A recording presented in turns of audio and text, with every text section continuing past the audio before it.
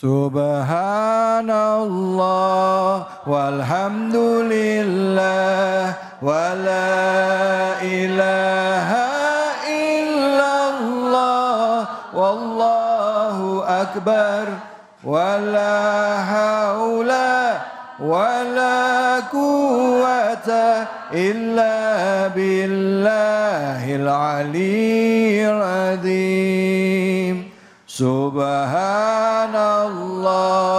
walhamdulillah wala ilaha illallah wallahu akbar wala haula wala quwwata illa billahil aliyyil azim. Sallu ala Nabi Muhammad sallallahu alaihi wasallam. Baik, ibu-ibu, bapak-bapak, pemirsa Cahaya Hati dimanapun saja Anda berada, dalam rangka Maulid ini kita kembali lagi mengingat dan diingatkan akan peristiwa besar kelahiran Nabi Muhammad sallallahu alaihi wasallam, sejarah yang dilalui oleh beliau, perjalanan hidup beliau hingga akhirnya beliau wafat, dan juga menebarkan kebaikan dalam rangka syiar Islam yang selalu menginspirasi kita umat Islam.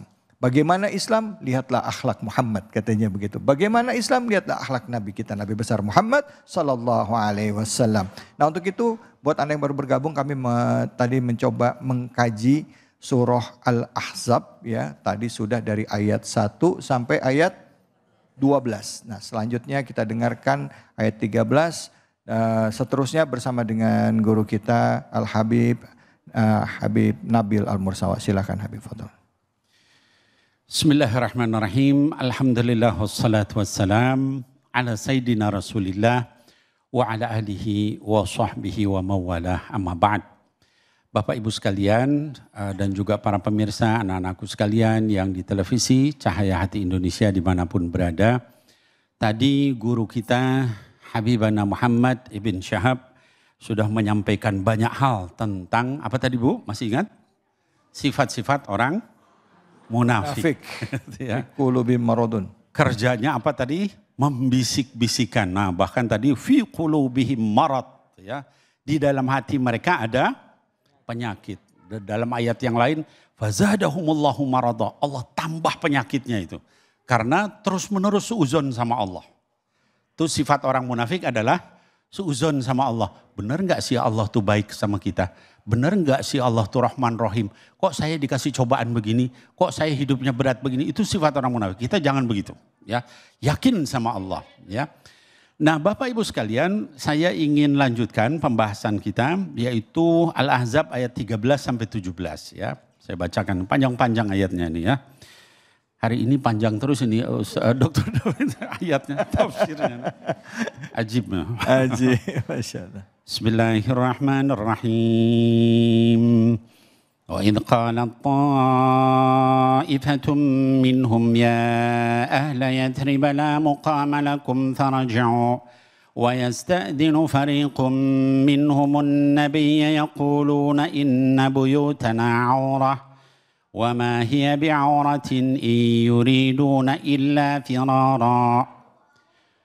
Kata Allah Subhanahu wa taala dalam ayat ini, wa idh qalat ta'ifatum minhum. Dan saat orang-orang munafik itu, kalau tadi membisik-bisikin, ini bukan bisik-bisik lagi, teriak. Ya. Idh qalat ta'ifatum minhum, berkatalah sebagian dari orang-orang munafik itu, ini lagi perang nih Bapak Ibu. Ya. Perang pasukan kaum muslimin melawan 10.000 pasukan musyrik. Dibatasi dengan parit Khandaq. Di belakang dengar kabar orang-orang Yahudi berkhianat. Bani Quraidah. Yahudi itu di mana-mana begitu. Ya dari dulu. Dan sekarang di Palestina juga nggak pernah bisa memenuhi janji. Gitu ya. Miriplah sama munafik itu ya. Nah jadi dalam keadaan begitu. Kondisi kaum muslimin tegang. Tiba-tiba sebagian mereka teriak.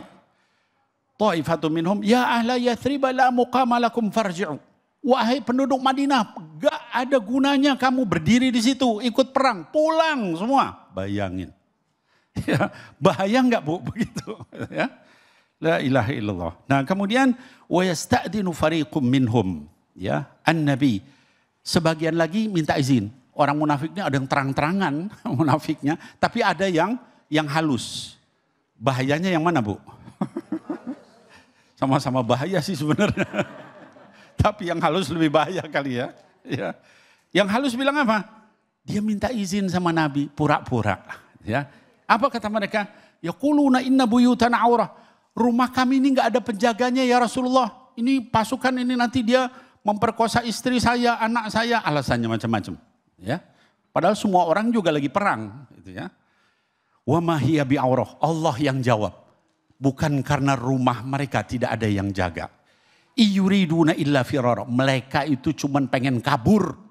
Yang bilang siapa, Bu? Allah subhanahu wa ta'ala ya. Seram ini. Nah jadi ciri-ciri orang munafik itu kalau sudah ada masalah, dia lari dari Allah. Ya Bu? Ada nggak yang begitu di sini? Acungkan tangannya. Bapak-bapak ada yang begitu? Ya. Enggak, Bib, ini muhajirin orang soleh semua. Amin. Solehah semuanya. Amin. Ya. Nah ini orang munafik ya. Jadi Bapak Ibu sekalian hati-hati ketika kita dalam keadaan masalah. Itu kita lari dari Allah. Ciri yang kedua, kalau dapat kesenangan orang munafik itu juga lari dari Allah. Lupa. Ya. Jadi kalau ada kenikmatan dia tertipu, kalau ada tekanan dia lari. Itu ya. Kita lanjutkan. Lalu kemudian dikatakan di sini. Walau dukhilat alaihim min aqtariha. Ya. Kalau seandainya pasukan musuh itu menyerang masuk sampai kota Madinah dari berbagai penjuru, kata Allah nih ya. Tsumma su'ilul fitnata la atauha. Lalu kemudian orang-orang musyrik itu setelah menyerang Madinah, masuk ke Madinah, lalu mendatangi orang munafik itu, kamu mau dibunuh atau kafir? Maka mereka akan bersegera menjadi kafir, kata Allah. Gitu ya. Wa ma talabbatu biha illa yasira. Ya. Dan mereka tidak butuh waktu lama untuk murtad, keluar dari Islam. Nah, jadi Bapak Ibu sekalian hati-hati dengan sikap seperti ini, gitu ya. Kata Allah di dalam ayat yang lain itu wa minan nasi may ya'budullaha ala harf. Di antara manusia itu ada yang kalau beribadah kepada Allah masuk Islam itu di ujung, di sisi. Kalau misalnya dikasih nikmat dia tetap Islamnya. Tapi kalau dikasih cobaan dia lari, gitu ya. Nah ini seperti ini tidak baik, gitu ya. Kita hanya mau enaknya aja, gitu ya. Jadi mereka kalau diberikan diajak untuk murtad langsung kalau dalam tekanan, gitu ya. Nah maka Bapak Ibu sekalian, saya ingin pesan usini wa iyyakum, yang nasihati diri saya sendiri dan kita sekalian hati-hatilah dari sifat ini. Orang kafir aja masuk neraka itu nggak sampai di kerak neraka. Tapi orang munafik dikatakan innal munafiqina fid darkil asfal minan nar. Orang munafik itu di kerak dasarnya api neraka. La ilaha illallah Muhammad Rasulullah. Mungkin ada yang nanya, Bib kok sekejam itu? Kenapa sih? Karena kalau orang musyrik jelas Bu. Iya Bu. Orang kafir jelas Bu. Iya Bu. Kalau orang munafik jelas gak? Kagak jelas. Pakaiannya kayak orang Islam. Ngomongnya juga kayak orang Islam, tapi hatinya busuk, gitu ya. Nah jadi hal seperti itu yang bahaya, ya. Dia masuk di dalam kaum muslimin kayak orang Islam, bahkan banyak kan nanti ada yang tokoh punya status sosial tinggi, status ekonomi tinggi, tapi mudah merusak gitu, malah nggak percaya sama Islam. Rakyat kemudian terus percaya gitu, oh ini kayaknya orang baik, lihat ekonominya bagus, lihat apa status sosialnya tinggi, padahal mereka adalah musuh. Nah Bapak Ibu sekalian saya ingin sampaikan kehati-hatian kita terhadap sifat munafik ini juga kita kenali ciri-cirinya dari awal. Supaya kita nggak masuk situ, mau Bu? Saya kasih tahu ciri-cirinya, mau? Ibu-ibu, bapak-bapak mau? Di dalam Quran dikatakan jelas-jelas. Di antaranya dikatakan la ya'tunas shalah illa wahum kusala. Ciri-ciri orang munafik itu mereka tidak melakukan sholat kecuali malas. Ada yang begitu. Kalau di masjid di depan orang, Allah Akbar. Ya. Kalau sendirian, Allahu Akbar. Allahu Akbar. Ada nggak yang begitu? Itu cirinya. Acungkan tangannya kalau ada. Nah itu ciri-ciri yang Allah sebutkan dalam Quran. Dalam ayat yang lain dikatakan wala yunfiquna illa hum karihun, tidak berinfak kecuali berat. Ada enggak yang begitu? Kaya tapi pelit. Banyak kan. Innalillahi wa inna ilaihi raji'un ya. Yang hebat itu orang miskin tapi dia dermawan. Dalam keadaan dia nggak punya, dia tetap dermawan. Dibanding orang kaya tapi pelit gitu ya. Ayat yang lain dikatakan wala yadhkurunallaha illa qalila. Ciri lainnya nggak zikir kepada Allah kecuali sedikit. Beres sholat, assalamualaikum warahmatullahi, assalamualaikum warahmatullahi, brut, langsung hilang. Ya. Kenapa? Kerja banyak urusan. Nanti sholat begitu. Bismillah, berat hilang. Jadi zikirnya itu hanya sedikit kata Allah Subhanahu wa taala. Saya lanjutkan ya. Lalu ayatnya dikatakan sini walaqad kanu ahadullah min qablu la yuwallunal adbar wa kana ahdullahi mas'ula. Walaqad kanu ahdullah ya. Allah Subhanahu wa taala sudah minta janji sama mereka. La yuwallunal adbar, enggak boleh lari dan mereka udah bilang iya. Tapi kemudian mereka ingkar. Bapak Ibu sekalian, ini pada zaman Nabi. Zaman sekarang apa coba yang begini? Kita setiap sholat berkata janji sama Allah apa?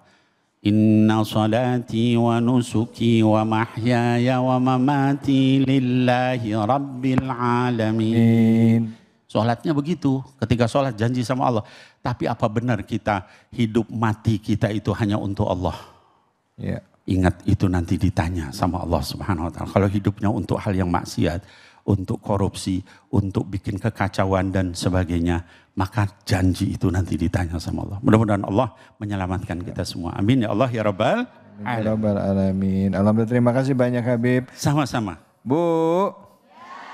Masya Allah, ternyata banyak ya Ibu Bapak hal-hal yang dekat dengan keseharian kita, terutama tadi sudah dikasih warning atau dikasih peringatan karakter orang-orang munafik ya.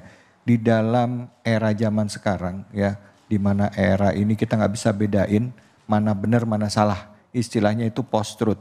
Kadangkala yang di media sosial itu kelihatannya benar karena banyak yang mengaminkan. Padahal sebenarnya yang mengaminkan atau membenarkan peristiwa itu adalah orang-orang bayaran atau suruhan atau istilahnya buzzer ya. Akhirnya kita berpikir bahwa memang itu adalah sebuah kenyataan padahal belum tentu benar. Nah, hari ini kita coba mencari kebenaran di dalam Al-Qur'an, bukan mencari pembenaran melalui akhlak dari Nabi Muhammad sallallahu alaihi wasallam. Nah, baik, saya akan berikan kesempatan kepada ibu-ibu atau bapak-bapak mau bertanya, silahkan angkat tangannya.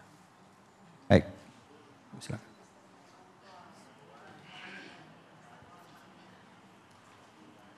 Assalamualaikum warahmatullahi wabarakatuh. Waalaikumsalam warahmatullahi wabarakatuh. Saya Rini dari Majelis Taklim Al-Muhajirin. Ya. Izin bertanya Pak Ustadz. Silakan, Ibu mic-nya boleh lebih dekat biar suaranya lebih jelas. Baik, makasih. Ya Pak Ustadz. Pak Ustadz, saya pernah nazar kepada Allah. Tapi saya lupa bayar janji saya kepada Allah. Itu hukumnya gimana Pak Ustadz? Terima kasih. Okay. Wassalamualaikum warahmatullahi wabarakatuh. Waalaikumsalam. Nazarnya apa Ibu? Ibu, nama ibu siapa? Nama ibu? Ibu siapa? Ibu Rini. Ibu Rini. Nazar misalnya kalau anak saya naik kelas nih gitu ya. Saya nazar mau traktir teman-teman satu kelas gitu ya. Traktir ibu-ibu satu kelas. Tapi begitu anak saya naik kelas saya lupa. Pertama karena memang duitnya belum ada waktu itu ya kan. Begitu ada duit saya lupa juga gitu ya kan. Itu gimana hukumnya? Padahal Habib, saya pernah ngalamin soalnya. Bukan ibu saya itu. Silakan Habib. Ya bismillah. Parah itu kalau sampai 2 kali lipat. Double jadinya. Double. Ya. Jadi begini, Bapak Ibu sekalian, ini mungkin juga ya kasus-kasus yang terkait dengan nazar ini ya. Dalam fikih itu nazar itu disamakan hukumnya dengan sumpah, kafaratnya gitu. Kafarat nazar sama dengan kafarat sumpah. Tentang kafarat sumpah ini Allah sebutkan di dalam surah Al-Ma'idah ayat yang ke-89 kalau tidak salah. Kata Allah, fakafaratuhu it'amu asyarati masakina min awsati ma tut'imuna ahlikum. Kata Allah Subhanahu wa taala, fakafaratuhu, kafarat dari sumpah termasuk juga nazar adalah it'amu asyarati masakin, ngasih makan 10 orang fakir miskin. Min awsati ma tut'imuna ahlikum, dari pertengahan yang biasa kamu kasih untuk keluargamu. Misal gini, kita Bapak Ibu sekalian pernah nggak makan sederhana? Makan yang sederhana banget gitu. Pernah. Bukan di rumah makan sederhana. Iya. Makan sederhana. Langsung mikir saya. Makan apa adanya gitu kan. Nah, makan yang susah pernah, makan yang enak pernah nggak? Pernah. Nah, ini disuruh tengah-tengah di antara itu. Jangan pakai yang terlalu murah, jangan terlalu mahal, tapi yang tengah-tengah untuk kamu kasih makan keluargamu. Itu 10 orang fakir miskin, ya. Kemudian au kiswatuhum, atau kasih pakaian 10 orang fakir miskin itu. Dan nggak boleh digabung. Oh saya ini 1 orang dia fakir miskin, saya kasih 10 kali makan atau 10 pakaian, nggak boleh. Harus pisah-pisah 10 orang. Bagaimana kalau tidak bisa begitu? Dikatakan au tahriru raqabah, memerdekakan hamba sahaya. Sekarang udah nggak ada hamba sahaya. Nah, faman lam yajid, kata Allah, kalau tidak bisa dua-duanya itu maka puasalah, fasyamu thalathati ayyam. Puasa 3 hari. Jadi kafarat sumpah apa Bu? Puasa 3 hari. Kalau nggak bisa ngasih makan 10 orang fakir miskin, maka atau kasih pakaian 10 orang fakir miskin, maka puasa 3 hari. Kata Allah Subhanahu wa taala, itulah kafarat dari aimanikum idza halaftum. Kafarat dari sumpah yang kamu ucapkan. Wahfadhu aimanakum. Dan setelah itu jaga sumpah-sumpahmu ke depannya. Jangan diulangi. Ya, ngulangi salah lagi nggak dibayar lagi. Ya, itu yang nggak boleh. Perlu disampaikan nggak, Habib Afwan, perlu nggak disampaikan ke orang yang udah kita nazarkan itu?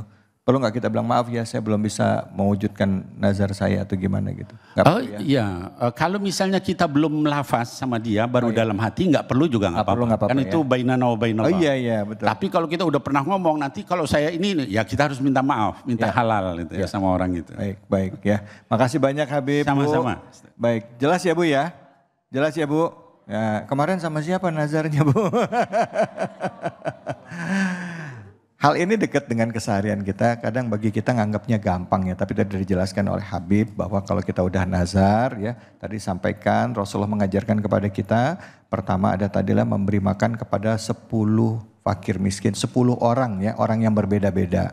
Makan nggak bisa, makanannya gimana? Hitungannya nilai tengah dari yang biasa kita makan, antara yang paling mahal dan yang paling murah kita makan. Terus juga atau kita kasih baju juga demikian ya Habib ya. Baju ya yang nggak perlu terlalu mahal, nggak terlalu murah, tapi di tengah-tengah nilainya untuk 10 orang. Yang terakhir nggak juga bisa punya uang, cukup puasa 3 hari. Kalau sebulan gimana? Terserah. Makin bagus. Niatnya yang penting lillahi ta'ala. Niatnya lillahi ta'ala ya. Tadi yang dikatakan yang paling kalau diajaran kita Islam itu puasa itu yang full 1 bulan penuh itu biasanya diajarkan di bulan Ramadan. Tapi kalau lain mau full boleh puasa Daud ya Bib ya. Boleh puasa Daud. Silakan baik. Saya rasa nanti kita beri kesempatan lagi untuk tanya jawabnya. Kita akan kaji lagi ya surah Al-Ahzab. Kembali lagi setelah ini Habib Muhammad Syahab akan menjelaskan kepada kita. Nanti akan bersama-sama juga dengan Habib Nabil untuk menjawab pertanyaan dari ibu-ibu, bapak-bapak semua. Tentunya hanya di sini di Cahaya Hati Indonesia.